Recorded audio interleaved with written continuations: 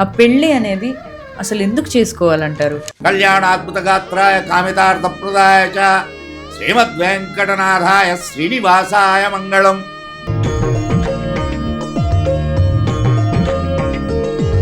శ్రీ సీతారాముల కళ్యాణం.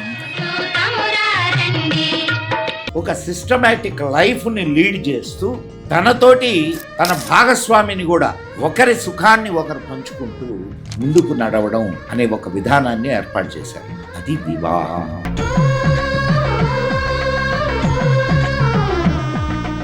అక్కడ కూర్చున్నటువంటి వధూవరులు సాక్షాత్తు లక్ష్మీనారాయణులుగా భావిస్తూ పెళ్లి చేస్తారు.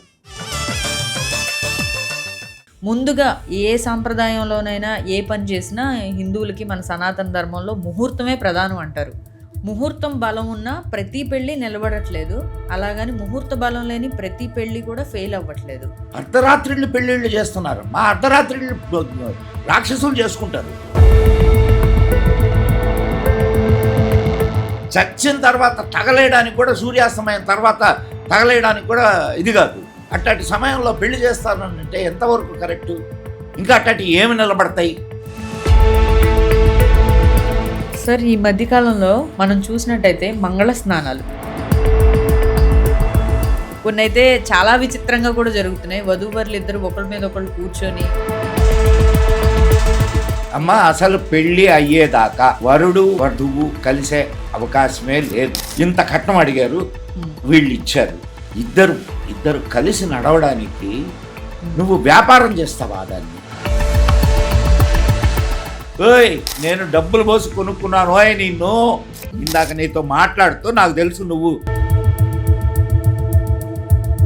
కార్యేషు దాసి కరణేషు మంత్రి భోజ్యేషు మాత సైనేష్ రంభ అని చెప్పి ఆ ప్రమాణం పక్క నుండి చేసిన వ్యక్తిని ఇదో స్త్రీని ఇట్లా అడగదొక్కారు అని నాతి చరామే అని చెప్పి ప్రమాణం చేసిన భర్త ఎంతసేపు భార్య గురించి చెప్తున్నారు. ఎక్కడ చెప్పినా పెళ్ళైన మగాడి బాధ్యతని ఎవరు ఎందుకు చెప్పరు సార్?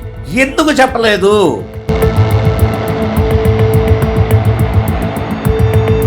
అరుంధతి నక్షత్ర ఘట్టం,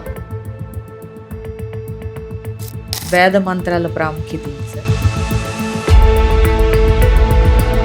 శాస్త్రోక్తంగా విడాకులు ఇప్పించండి. నా మెళ్ళో ఉన్న 3 ముళ్ళు విప్పాలని మీకు అనిపిస్తే విప్పేయండి. వివాహానికి మంత్రాలున్నాయి కానీ విడాకులకు మంత్రాలు ఏ శాస్త్రంలోనూ లేవమ్మా.